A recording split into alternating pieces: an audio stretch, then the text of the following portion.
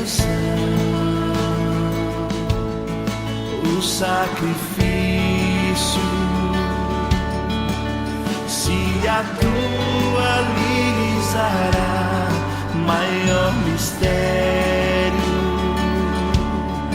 da nossa fé. Vem Espírito abrir os corações, vem Espírito leva-nos a ver. O Senhor esteja convosco. Ele está no meio de nós. Proclamação do Evangelho de Jesus Cristo segundo Mateus. Glória a vós, Senhor.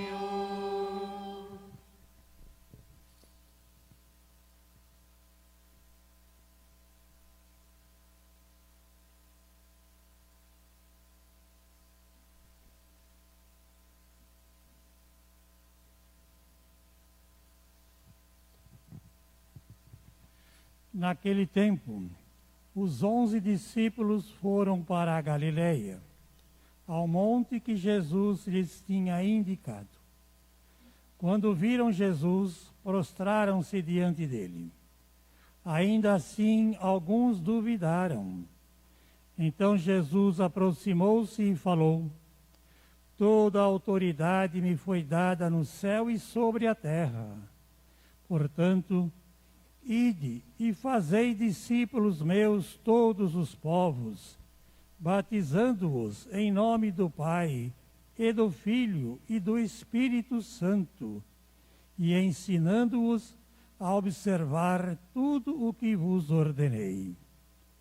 Eis que estarei convosco todos os dias, até o fim do mundo. Palavra da salvação. Glória a vós, Senhor.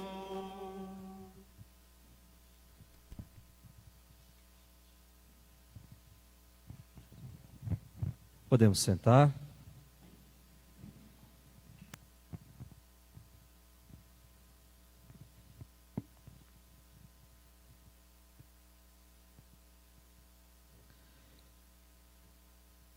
Antes de começarmos, eu gostaria de saber se está sendo transmitido pelo Facebook e pelo YouTube.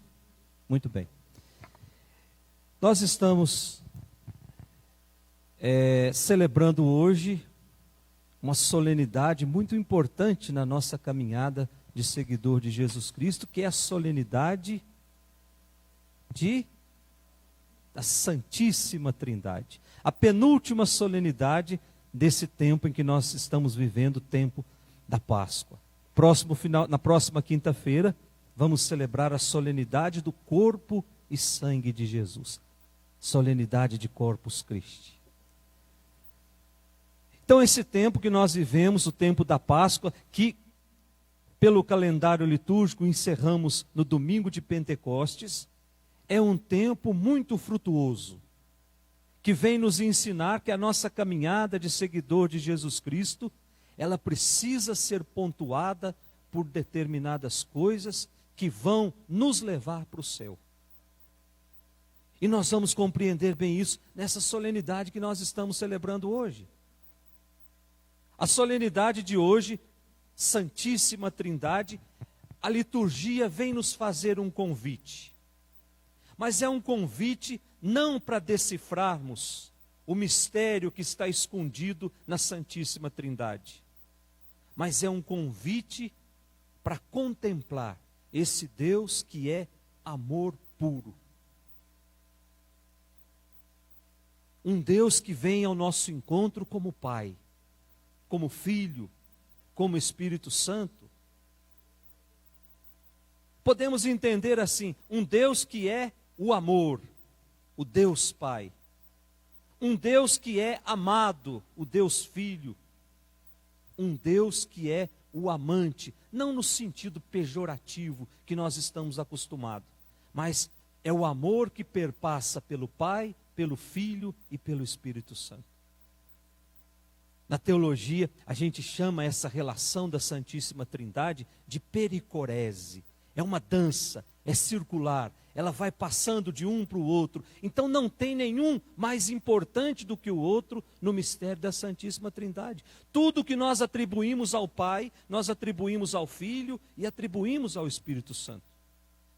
Não tem graus de importância. A primeira leitura que nós ouvimos, tirada lá do livro do Deuteronômio, o capítulo 4, depois os versículos 32 a 34 e 39 ao 40. O livro do Deuteronômio é conhecido como o livro da lei, o livro da aliança.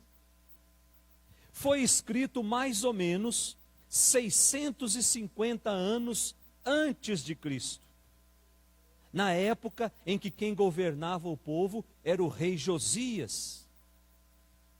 E depois de muitas batalhas, de muitos confrontos, os reis do norte, eles pedem a batalha para os assírios. E aí fica tudo sobre o domínio de Josias. E aí ele vem apresentar o que de fato é essencial para a nossa fé. Ou melhor, para a fé daquele povo. Nós somos frutos daquele povo. Primeiro, existe um só Deus. Nós não podemos achar que a nossa caminhada nós vamos fazer reverência a vários deuses. Existe um só Deus. E esse Deus, ele deseja e quer ser adorado em um só lugar, em Jerusalém. Até porque esse Deus, ele fez aliança com um único povo, o povo de Deus. Portanto, aquele povo pertence a Deus. Por que aconteceu tudo isso, gente? Com a morte do rei Salomão, o povo começou a ficar dividido. O povo começou a procurar respostas para suas interrogações em lugares onde não encontravam. Se dividiu por duas questões muito importantes: por questões religiosas ligadas ao culto e por questões políticas. Isso fez com que o povo ficasse dividido, depois que o rei Salomão morreu. Então era preciso trilhar de novo um caminho que de fato unisse o povo. Talvez seja isso que esteja precisando nos tempos de hoje. Hoje o povo de Deus, que somos nós estamos divididos por questões mesquinhas. Porque eu não gosto de determinadas coisas, eu sou obrigado a gostar para não ofender o outro. Questões mesquinhas estão fazendo com que a comunidade dos seguidores de Jesus vá se desfacelando. Será que isso é vontade de Deus, gente? Que briguemos por questões políticas, sabendo que a política é uma enxurrada, é um lamaçal de coisas que não presta? Vale a pena trocar Deus por uma ideologia, por uma ideia? Vale a pena trocar esse Deus que é amor puro por uma convicção fajuta? Não vale não, gente. Deus é muito mais do que tudo isso. E quando eu me voltar definitivamente para Deus, eu vou compreender. Então o povo estava dividido. E aí o texto vem nos afirmar, ou melhor, vem nos apresentar como se fosse um testamento espiritual de Moisés, que convida o povo a renovar a sua aliança em Deus. Deus precisa ser mais importante na minha vida do que qualquer outra coisa. É por isso que Jesus vai dizer: buscai primeiro aquilo que é de Deus. Depois a gente procura as outras coisas. E aí no finalzinho do capítulo 4, do livro do Deuteronômio, que foi escrito numa época em que o povo estava meio que perdido. Estava voltando do exílio da Babilônia, estava no finalzinho do exílio da Babilônia. Então o povo estava perdido, estava com a sua fé abalada, estava mergulhado numa cultura estranha que eles não compreendiam muito bem, eram hostilizados todas as vezes que tentavam afirmar a sua fé. E muitos ficaram impressionados com a beleza do culto dos babilônios que cultuavam vários deuses. Então é nesse contexto que o capítulo 4 do livro do Deuteronômio convida o povo a olhar para dentro da sua história, a redescobrir na sua história a presença salvadora, a presença amorosa de Deus, a redescobrir e assumir essa aliança que Deus fez lá no passado. Vós sereis o meu povo, portanto não haverá outro povo, desde que eu seja para vocês o único Deus. E aí o autor convida o povo e diz: olha, a nossa história, desde o dia em que nós nos encontramos com Deus, desde o dia em que Deus criou o homem, e veja se não é uma história de amor, e veja se não é uma história de um Deus completamente apaixonado pelo homem. Um Deus que faz tudo, um Deus que faz água brotar do meio de uma pedra para saciar a sede do povo. Um Deus que faz pão cair do céu, porque o povo estava com fome. Olha se não é uma história de um Deus extremamente apaixonado. Um Deus que quer construir uma história de amor, um Deus que quer construir comunidade. Um Deus que arruma meios para estar sempre com o seu povo. Então é preciso descobrir, dizia o autor, que existe um só Deus. E que é desse Deus que brota a vida. É desse Deus que brota a salvação, a liberdade, a felicidade. E comprovado tudo isso, o povo é convidado a não só colocar as esperanças nesse Deus, como amá-lo de todo o coração. Não trocar esse Deus por falsos deuses. Não trocar esse Deus que é o Deus da vida por um Deus comerciante, por um Deus supermercado, por um Deus juiz. Depois, a nossa segunda leitura, carta de São Paulo aos Romanos, o capítulo 8. E aí os versículos são vários também. Versículo 14, 15, 16 e 17. Essa carta de São Paulo aos Romanos é uma carta já bem amadurecida, escrita mais ou menos 60 anos depois de Cristo. Uma carta em que São Paulo fala sobre diversos temas, já está bem amadurecido, e ele apresenta a síntese, um resumo de tudo que foi a sua pregação. Paulo já sentia que precisava ir para mais longe. O Oriente já estava semeado o Evangelho. Paulo sente no seu coração que ele precisa avançar para águas mais profundas. Precisa agora ir para o Ocidente e lá anunciar o Evangelho. Então o texto dessa segunda leitura expõe a ideia de Paulo sobre a salvação, que era um tema muito delicado de se tratar na época de Paulo. Toda vez que falava de salvação, havia divergências, havia questionamentos. Por quê? Porque a comunidade de São Paulo, a comunidade de Roma, foi fundada com cristãos vindo do judaísmo, judeus que se converteram ao cristianismo, e também com cristãos vindo do paganismo. Quem não tinha religião nenhuma ou que cultuava vários deuses, fizeram opção por Jesus, porque viram Paulo pregar e acharam que ali estava a verdade. Então esses dois tipos de pessoas convivendo juntos numa comunidade, mais cedo ou mais tarde ia dar alguma confusão.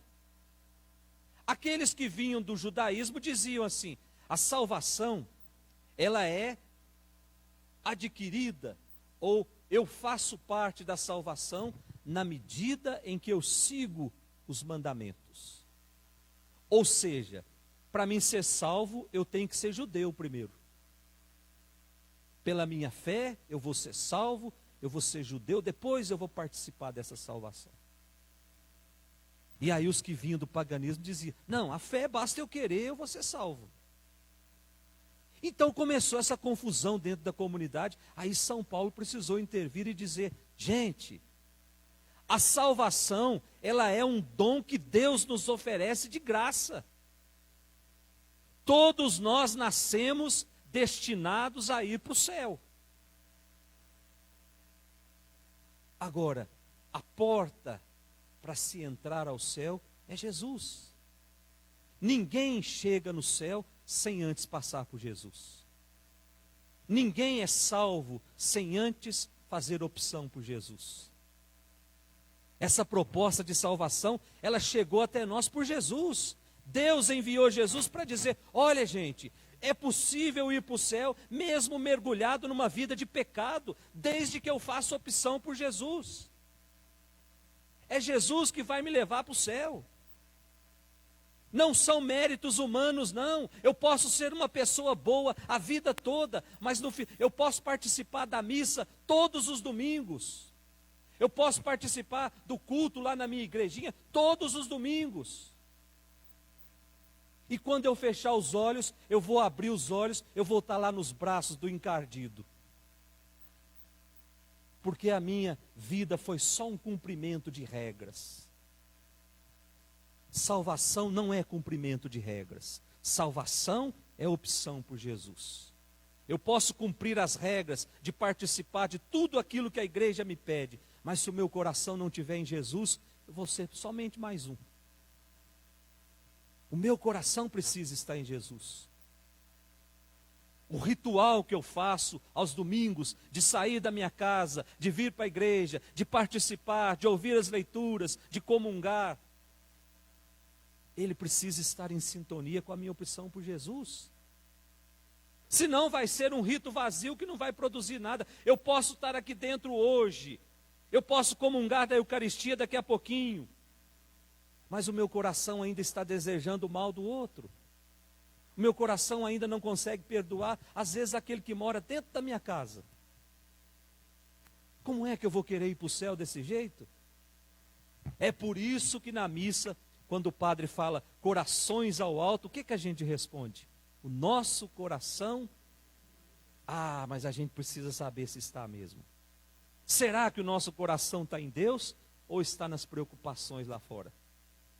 Ainda mais nesse tempo de pandemia, será que o nosso coração está totalmente em Deus? Ou nós estamos pensando, será que amanhã serei eu o contaminado? Será que amanhã será alguém da minha família que vai voltar lá para a casa do Pai? Meus irmãos, colocar o coração em Deus é colocar toda a nossa vida em Deus. É ter a certeza de que Ele vai conduzir os nossos passos.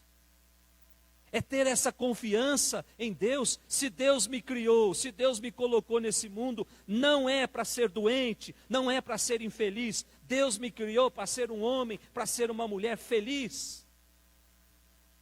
A felicidade para os seus filhos está nos planos de Deus. Que Deus seria esse se tivesse nos criado para mergulhar a vida toda numa dor, num sofrimento, gente? Não seria Deus. E por fim, a gente olha o nosso evangelho de hoje, o evangelho de São Mateus, o capítulo 28. Começa o evangelho dizendo assim: naquele tempo, os 11 discípulos foram para Galiléia. Galiléia foi onde tudo começou. Nazaré era uma cidadezinha da periferia da Galiléia. E o que é que Deus foi fazer em Nazaré? Foi na casa de uma menina de 17 anos, perguntar para ela, será que eu posso começar o meu projeto de amor dentro do seu útero? E essa menina, sem saber muita coisa, disse, eis aqui a serva do Senhor, faça-se em mim segundo a tua palavra. Maria não sabia o que estava para acontecer. E Maria disse sim ao projeto de Deus e permitiu que Deus colocasse o seu filho dentro do seu útero. E Maria carrega esse menino por 9 meses.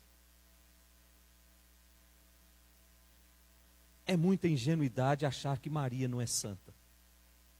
Se a terra que Jesus pisou lá no Oriente Médio é chamado de terra santa, por que o útero de Maria, que carregou Jesus 9 meses, não pode ser santo? Esse projeto de amor começa com uma menina de 17 anos. E toda a vida de Jesus, ele passa, ou quase toda a sua vida, ele passa na Galiléia.